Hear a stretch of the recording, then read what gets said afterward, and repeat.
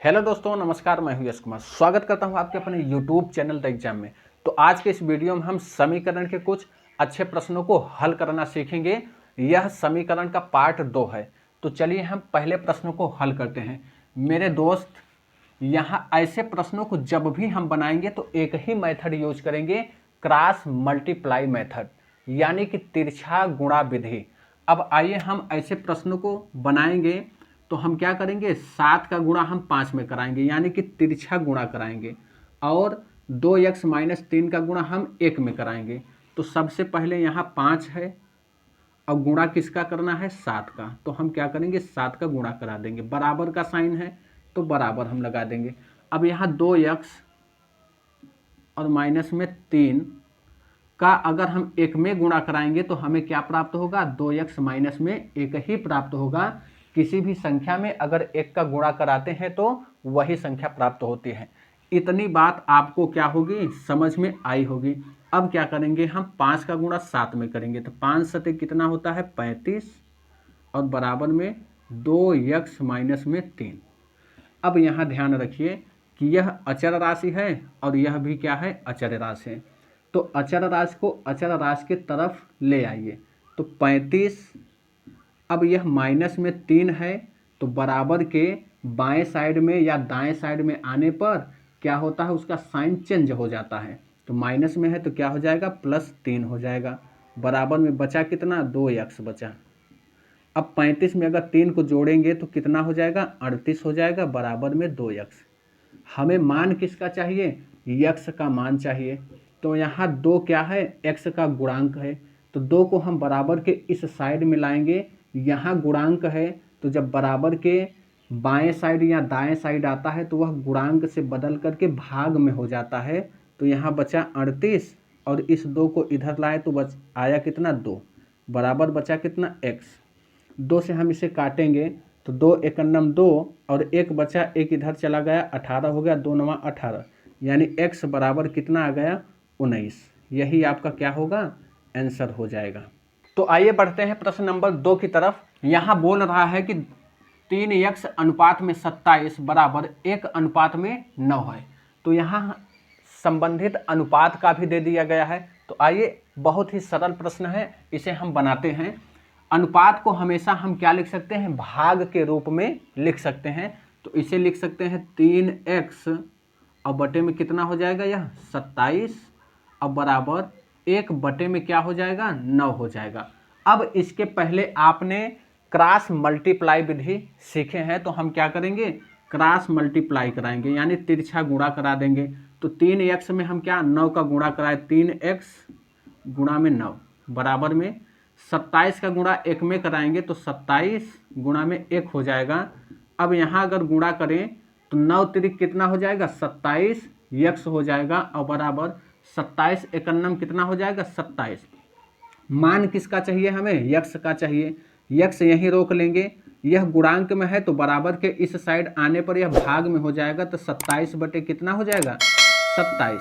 27 से 27 कैंसिल एक बार में हो जाएगा तो x बराबर कितना आ जाएगा, 1 आ जाएगा। यही आपका आंसर हो जाएगा। उम्मीद करता हूं कि यह प्रश्न आपको बेहतर ढंग से समझ में आया होगा। आइए, तो अब प्रश्न नंबर हम क्या करेंगे, 3 को हल करेंगे। इसमें भी हम क्या करेंगे मेरे भाई, क्रॉस मल्टीप्लाई का ही यूज करेंगे। तो हम क्या करेंगे, इसमें 8 में हम किसका गुणा कराएंगे, x - 3 और यहाँ 3 में हम किसका गुणा कराएंगे, x - 8।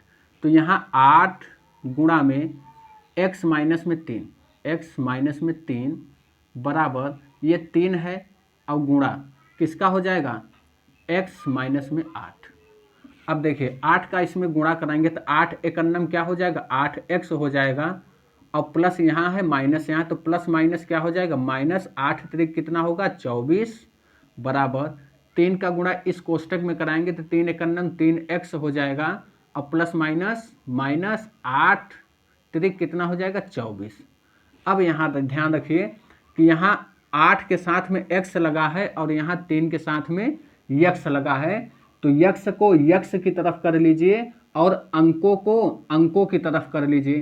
तो यहाँ 3x को हम इधर लाएंगे, 8x प्लस में है तो इस साइड आएगा तो माइनस में 3x हो जाएगा बराबर माइनस में क्या है 24, और यह 24 बराबर के इस साइड में आएगा तो माइनस में है तो क्या हो जाएगा प्लस में कितना हो जाएगा 24 हो जाएगा। अब यहाँ बचा कितना 8 में से 3x घटा लेंगे तो 8x में से 3x घटाएंगे तो बचा कितना 5x बचा बराबर में 24, यहाँ -24 है +24 है, यानी 24 में से 24 घट जाएगा कितना बचेगा 0 बचेगा। तो x का मान चाहिए हमें तो x बराबर 0 बटे में कितना हो जाएगा 5 हो जाएगा, और 5 का अगर हम भाग 0 में देंगे तो क्या हो जाएगी संख्या पूरी 0 हो जाएगा, तो x बराबर कितना आ जाएगा 0 आ जाएगा। यही आपका आंसर हो जाएगा। आइए अब हम सीखते हैं प्रश्न नंबर 4 को। तो ऐसे प्रश्नों को जब भी अब हल करेंगे तो पहले क्रॉस मल्टीप्लाई नहीं करना है, पहले यहाँ पर हम क्या करेंगे एलसीएम लेकर के पहले इनका हम क्या करेंगे हल निकाल लेंगे, फिर उसके बाद हम क्या करेंगे क्रॉस मल्टीप्लाई करेंगे। तो 8 और 5 का एलसीएम क्या हो जाएगा 8 5 का एलसीएम होगा 40। अब हम क्या करेंगे कि इस 5 का हम क्या करेंगे इसमें भाग देंगे तो 5 8 40 हो जाएगा, 8 का ऊपर हम क्या करेंगे गुणा करा लेंगे तो हो जाएगा 2x माइनस में 3 में क्या किए गुणा करा लिए, प्लस का साइन है प्लस का, 8 का भाग देंगे 40 में तो 8 पंचे 40, 5 बार गया है तो 5 का हम गुणा अंश में करा लेंगे तो x माइनस 1 हो जाएगा, और बराबर यहाँ कितना है 3x माइनस में 1 बटे में 3। अब हम 8 का इस ब्रैकेट में क्या कराएंगे गुणा कराएंगे तो 8 दूना कितना होगा 16x, और प्लस माइनस माइनस 8 त्रिक कितना हो जाएगा 24 हो जाएगा, प्लस का साइन है प्लस हमने लगा दिया तो 5 का गुणा अब इस ब्रैकेट में कराएंगे तो 5x हो जाएगा, अब प्लस माइनस माइनस हो जाएगा 5 एक कम 5 हो जाएगा, बचा कितना यहाँ बटे में 40 बराबर यहाँ होगा 5 एक कम 5। अब ध्यान रखिए यहाँ हो जाएगा 3x माइनस में 1 बटे में 3। अब इसमें हम क्या करेंगे यहाँ देखिए तो 16x है यहाँ 5x है, तो 16 और 5 का जब हम जोड़ करेंगे तो 16 5 कितना होता है 21x हो जाएगा, और माइनस माइनस प्लस अंक को जोड़ लीजिए तो 24 में 5 को जोड़ेंगे तो कितना हो जाएगा माइनस माइनस प्लस होता है तो माइनस में 29 हो जाएगा, और बटे में कितना 40 बराबर यहाँ बचा कितना 3x और माइनस में 1 बटे में 3। अब हम क्या करेंगे यहाँ पर हम क्रॉस मल्टीप्लाई का यूज करेंगे, तो क्रॉस मल्टीप्लाई का यूज करेंगे तो क्या प्राप्त होगा 3 का गुणा इसमें कराएंगे तो 3 कोष्टक में कितना 21x माइनस में 29 बराबर इस 40 का गुणा यहाँ कराएंगे तो 40 3x माइनस में 1 बचेगा। अब आइए गुणा करा लेते हैं तो 21 तिया में कितना होता है 63x हो जाएगा, और माइनस में 29 में 3 का गुणा कराएंगे तो 3 नवा कितना होता है 27, हासिल बचा 2, 3 दूना 6 2 कितना हो जाएगा 8 बराबर 4 तिया में 12 यानी 40 तिया 120 होता है, और प्लस माइनस माइनस 40 एक कन्नम 40 हो जाएगा। आइए तो अब बढ़ते हैं प्रश्न नंबर 4 की तरफ। तो जब 4 नंबर प्रश्न को हल करेंगे तो यहाँ हम डायरेक्ट क्रॉस मल्टीप्लाई नहीं करेंगे, क्योंकि यहाँ देखिए 2 संख्याएं हैं जो प्लस में लिखी हैं बराबर यहाँ है, तो हम सबसे पहले इन दोनों संख्याओं को हल करेंगे, उसके बाद हम क्रॉस मल्टीप्लाई का यूज करेंगे। तो 5 और 8 का एलसीएम ले लेंगे तो कितना बनेगा 40 बन जाएगा, 5 8 40 यानी एलसीएम 40 होगा।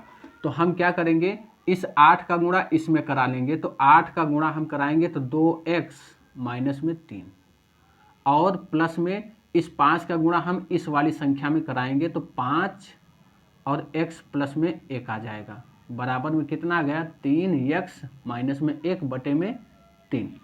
अब हम 8 का इस ब्रैकेट में जब गुणा कराएंगे तो 8 दूनी कितना होगा 16x, और प्लस माइनस माइनस 8 त्रिक कितना हो जाएगा 24, और प्लस 5 का गुणा हम इस कोष्टक में कराएंगे तो 5 एक अन्नम 5x हो जाएगा, और प्लस प्लस ही होगा तो 5 एक कम क्या हो जाएगा 5, और बटे में कितना है 40 बराबर यहाँ बचा कितना 3x माइनस में 1 बटे में 3।